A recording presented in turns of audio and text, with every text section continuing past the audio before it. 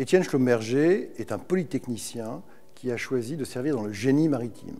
Il est donc devenu ingénieur maritime et en 1940, il est enseigne de vaisseau en poste au service de réparation des sous-marins à Cherbourg. Le 19 juin 1940, alors que les Allemands sont en train de brûler le port de Cherbourg, Étienne Schlumberger prend l'initiative de transférer en Angleterre 4 sous-marins français dont il avait la charge, 2 en capacité de naviguer en surface et 2 autres qu'il fait remorquer. Une fois que tout le monde a quitté la base sous-marine de Cherbourg, il prend une vedette et il amène en Angleterre ces 4 sous-marins français pour éviter qu'ils ne tombent entre les mains des Allemands.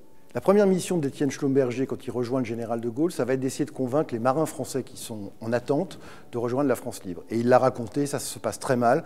Il est même reçu parfois à coups de bâton, donc ça ne marche pas très bien.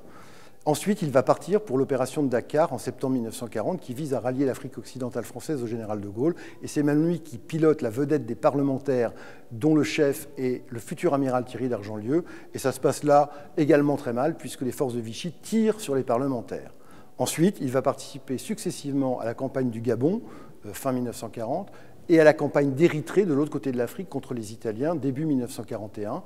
De retour en Angleterre, Étienne Schlumberger va retrouver les sous-marins, et en particulier le sous-marin Junon, qui est un des 4 sous-marins qu'il avait justement 2 ans auparavant amené en Angleterre.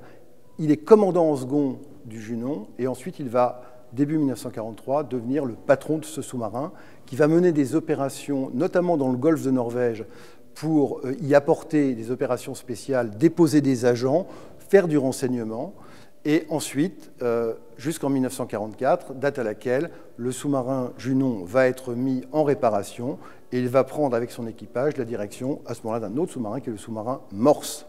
En janvier 1945, Étienne Schlumberger retrouve l'amiral Thierry d'Argentlieu, qu'il connaît bien, et il termine la guerre à ses côtés. Étienne Schlumberger a été fait compagnon de la libération par le général de Gaulle.